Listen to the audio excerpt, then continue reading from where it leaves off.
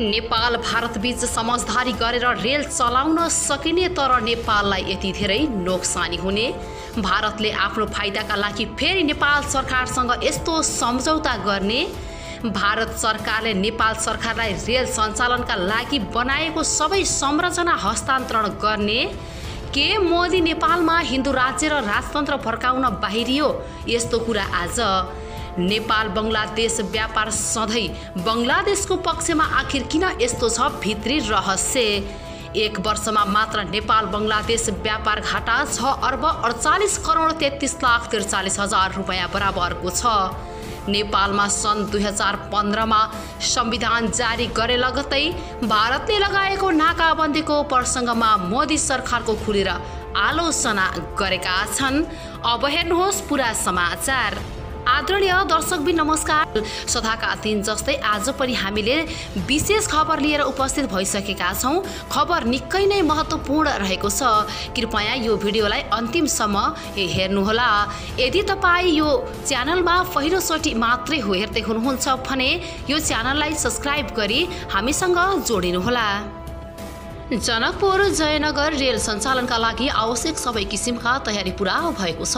पूर्वाधार जनशक्ति लगायतका सबै तयारी भइसकेकाले अब नेपाल र भारतका सरकारबीच समझदारी गरेर रेल सञ्चालन गर्न सकिने नेपाल रेलवे कम्पनी लिमिटेडले जनाएको छ। हिजो आज नै रेल सञ्चालन गर्ने गरी तयारी गरिएकामा सरकार परिवर्तन भएकाले केही दिन लम्बिएको कम्पनीका महाप्रबन्धक गुरु भट्टराईले बताएका छन्। उनका अनुसार आजभोलि नै भारत सरकारले हस्तान्तरण गर्ने गरी कार्यक्रम राखिएको थियो। अहिले मन्त्रालय स्तरमा सल्लाह गरेर केही कागजात आदान प्रदान र हस्तान्तरण गर्न बाँकी छ। उनले भने पूर्वाधार हस्तान्तरण भएपछि उद्घाटन हुने हो। भारत सरकारले नेपाल सरकारलाई रेल सञ्चालनका लागि बनाएको सबै संरचना हस्तान्तरण गर्ने महाप्रबन्धक भट्टराईले बताउनुभयो। भारत सरकारको आर्थिक र प्राविधिक सहयोगमा निर्माण भएको रेलको ट्र्याक, स्टेसन, भवन, आवास भवन, कम्प्युटर लगायतका सामग्री विविध हस्तान्तरण हुनेछ। दुई देश बीच रेल सञ्चालनका लागि आवश्यक पर्ने अरू कागजात आदान प्रदान गर्नुपर्ने उनले बताएका छन्। भारतको सरकारी कम्पनीसँग गरेको समझदारीको कागजात पनि आदान प्रदान गर्न बाँकी छ। उनले भने यी तीनवटै विषयमा कागजात आदान प्रदान गर्ने कार्यक्रम थियो। सरकार परिवर्तनले गर्दा केही दिन ढिला भयो। कम्पनीले रेल सञ्चालनका लागि आवश्यक जनशक्ति पनि तयार गरेको छ। रेल सञ्चालनमा संलग्न जनशक्तिलाई तालिम दिइएको छ। कम्पनीले जनाएको छ 3 जना भारतीयले तालिम दिएका थिए भने 5-6 जना भारतीय 1-2 दिनभित्र ल्याउने लागेको छ। अब आउन लागेका व्यक्तिले रेलको संरचनाका बारेमा र सञ्चालन खाकाका बारेमा जानकारी गराउने उनले बताएका छन्। उनले भने कसको जिम्मेवारी के हो र कसरी गर्ने भनी बुझाउने काम हुनेछ।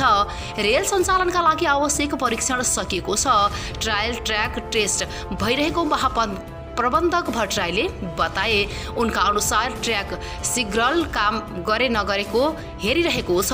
रेल सञ्चालन गर्नुभन्दा पहिले ट्र्याकमा सवारी साधन ल्याएर ठिक छ छैन हेर्नुपर्ने उनले बताएका छन्। ट्र्याकमा समस्या छ छैन भने त्यसमा सवारी साधन दौडाएर हेरेर मात्रै जानकारी हुने उनले बताएका छन्। 1 वर्ष यता रेल सञ्चालनका विषयमा सरकारले पटक पटक भारत सरकारसँग कुराकानी गरिरहेको छ। भारतीय पक्षले नेपालमा छिटो सञ्चालन होस् भनी घचघचाइरहेको कम्पनीले जनाएको छ। अहिले कोभिड संक्रमणको त्रास भए पनि भारततर्फ जयनगरसम्म जानका लागि बाधा नहुने उनले बताएका छन्। अरू सार्वजनिक सवारी साधन चलिरहेकाले रेल पनि आपसी छलफलपछि चलाउन सकिने बताएका छन्। त्यसका लागि दुई देशका सरकारको तहबाट निर्णय गर्नुपर्छ। अहिले तत्कालका लागि जयनगर जनकपुर चलाउने भन्ने छलफल भइरहेको छ। रेल चलेपछि नेपालबाट भारत र भारतबाट नेपाल दुवैतर्फ नै आवतजावत हुनेछ। उनले भने त्यसैले पनि दुवै देशका प्रतिनिधि बसेर छलफल गरेर टुङ्ग्याउनु पर्छ। राष्ट्रपति विद्यादेवी भण्डारीले केही समयपछि रेल सम्बन्धी अध्यादेश स्वीकृति गर्नुभएको थियो। काकडभित्ताबाट बङ्गलादेश निर्यात हुने सामानको तुलनामा बढी आयात भएको मेची भन्सार कार्यालयको तथ्याङ्कले देखाएको छ।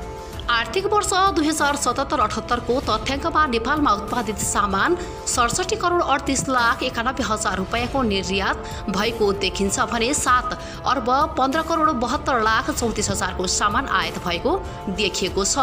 मेची भन्सार कार्यालयका प्रमुख भन्सार अधिकृत ध्रुव विश्वकर्माका अनुसार एक वर्षमा मात्र नेपाल बंगलादेश व्यापार घाटा 6 अर्ब 48 करोड 33 लाख 43 हजार रुपैयाँ बराबरको छ।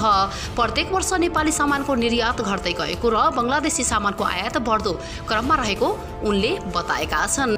नेपालबाट बंगलादेशमा हाल अदुवा, चिराइतो, जडीबुटी, तिलको पिना लगायत निर्यात हुँदै आएको छ भने बंगलादेशबाट जुट, आलु, प्लास्टिक जन्य सामग्री, वासिङ मेसिन, औषधि, भटमासको दाना र पिना, मेसिनरी सामग्री, ब्याट्री तयारी, कपडा आयात हुने गरेको छ। मेची भन्सार हुँदै भारतको पानी ट्याङ्की र फुलबारी नाका हुँदै बंगलादेशको बन्दसम्म सामान आयात निर्यात हुन्छ। भारतले फुलबारी बन्द नाका नेपाल बंगलादेश बीचको व्यापारका लागि उपलब्ध गराइएको छ। कैलालीको लम्कीचुहा नगरपालिका वार्ड नम्बर 6 का अमर बहादुर नेउपाने भारतमा चौकीदारी गर्छन्। भारतमा कोरोनाको दोस्रो लहर चलेपछि उनी घर फर्किएका थिए।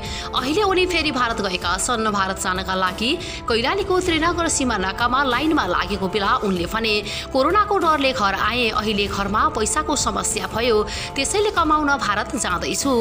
अमर बहादुरले परिवार लालन पालनको लागि भारतको रोजगारीको भर रहेको बताएका छन्। उनको 7 जनाको परिवार छ।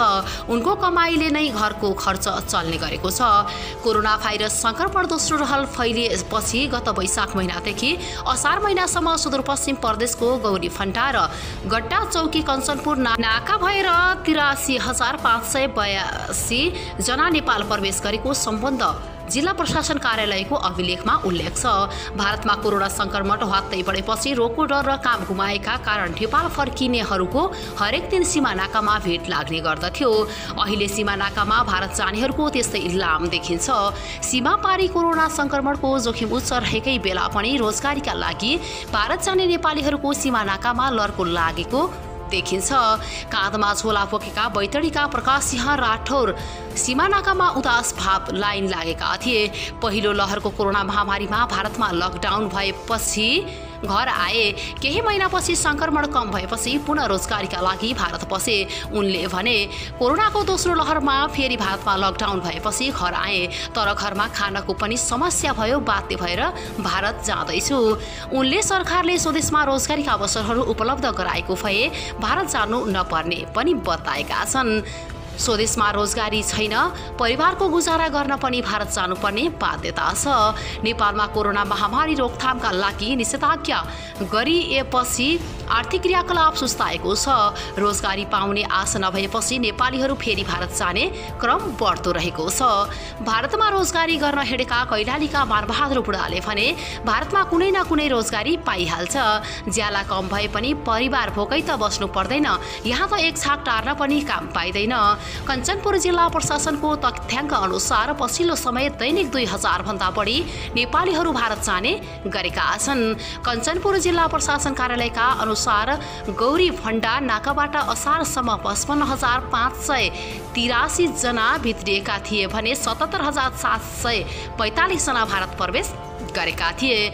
गड्डा चौकी नाकाबाट असारसम्म 27,979 जना भित्रिएका थिए भने 16,670 जना भारत प्रवेश गरेका छन्। सो अवधिमा 5,607 जना बालबालिका प्रवेश गरेका छन्। सो नाकाबाट सुदूरपश्चिम प्रदेशका पहाडी जिल्लाहरू तथा कर्णाली प्रदेशका सुर्खेत, कालीकोट तथा प्रदेश 5 का प्युठान, बर्दिया र पाल्पाबाट समेत भारत जानेको घुइँचो छ।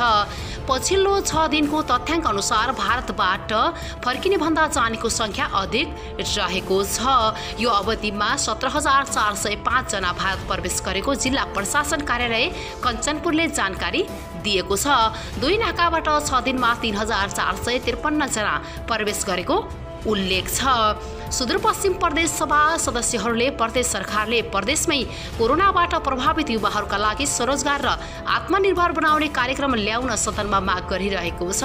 तर प्रदेश सरकारले प्रभावकारी कार्यक्रम नल्याउँदा अझै प्रदेशका लाखौं प्रवासी भारतकै भर पर्नुपर्ने बाध्यता रहेको छ। स्थानीय र प्रदेश सरकारहरूले कृषि उत्तम स्वरोजगार पूर्वाधार विकास लगायतका क्षेत्रमा रोजगार दिने गरी योजना ल्याएको टच अहिले यी कार्यक्रम कार्यान्वयन हुन नपाउँदै रोजगारीका लागि भारत जान लागेको सुदूरपश्चिम प्रदेश सभा सदस्य भरत बहादुर खड्काले जानकारी दिनुभएको छ।